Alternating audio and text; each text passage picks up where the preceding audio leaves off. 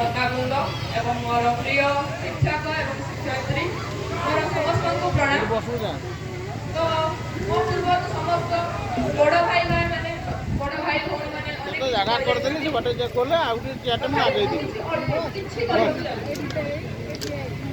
प्रथमे आज रक्त आयोजन कर मोर भाई भौणी मानक मो हृदय सम्मान जनाऊँ।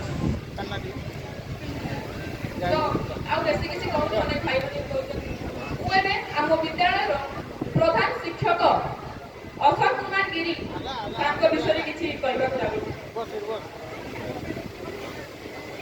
नाटी अशोक कुमार गिरी नाटी जपरी अशोक मनरे केबे हेले शोक दृष्टिगत हुए नहीं। से अति सहज करी पाठ पढ़ाती विभिन्न उदाहरण दे ही भूगोल को बुझाती व्यवहार तांकर नम्र भद्र भारी पिला को से केबे दियंती नाही माड़ गाड़ी एवं द्वितीय आमर प्रिय दासांक विषय किसी कहवाक चाहूँ।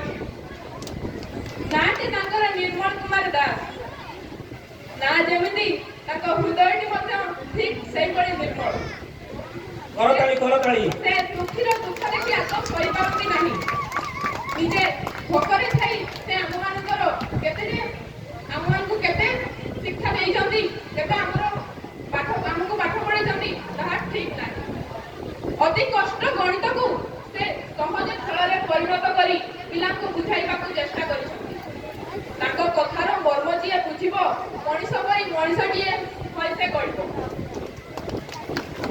तृतीय मोर प्रिय खिलाफांक विषय किसी कहवाक चाहूँ। नाटी तांकर मिस्टर मंगल चंद्र खिलार नाटी तांकर मिस्टर मंगल चंद्र खिलार इंग्लिश पढ़ाती से भारी क्लियर सार नरागिले भारी सुंदर सार नरागिले भारी सुंदर किंतु रागी गले थरे बढ़ी जाए ताको ब्लड प्रेशर। या परे विद्यालय प्रिय प्रधान छात्र विषय कहवाक चाहूँ। पाठ पढ़ाती से विषय विज्ञान पाठ पढ़ाती से विषय विज्ञान ऑन करिथांती से हॉटस्पॉट रूपक ज्ञान आमको कहती निज वाईफाई ऑन करी गरम महठार ज्ञानर आहरण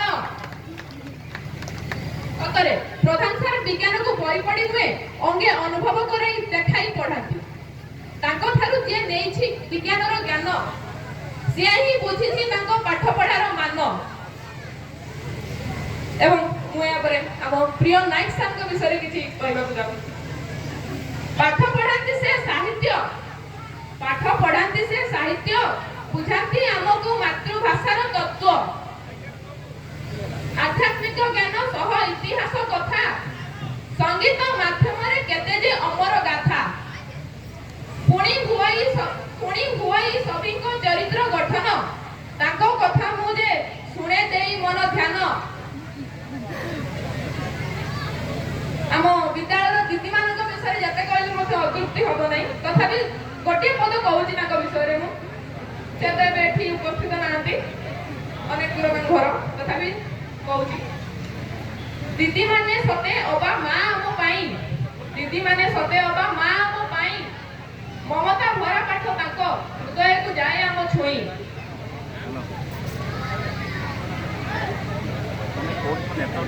एही रौप्य जयंती आयोजन रे जहाकर मुख्य भूमिका से आउ केही नहंती आम प्रिय पंडा सर ताको विषय तो आपण समस्त जानि जंती तथापि गटिए पद पंडा सर आम विद्यालय दक्ष कारीगर पंडा सर आम विद्यालय दक्ष कारीगर ताको जो विद्यालय होइछि सुंदर मंदिर ताकरे एते की कहबी गोटे विद्यालय मंदिर ठू भी ढेर ऊर्ध्वरे मंदिर में थाए काष्ठ पाषाणर मूर्ति एठी किंतु अछंती रक्त मांस धारी चलती देवता जीवनर प्रतिटी मुहूर्त रे समाने आमर नमस्य सेमानक शिक्षा उपदेश और प्रेरणा काले काले आमर आदर्श एही विद्यालय आम ब्लॉक रे एक अग्रणी विद्यालय रे परिणत हेउ एतिकी मोर कामना। ଏତିକି କହି ମୁଁ ମୋର ବକ୍ତବ୍ୟ ଶେଷ କରୁଛି। ବନ୍ଦେ ଉତ୍କଳ ଜନନୀ।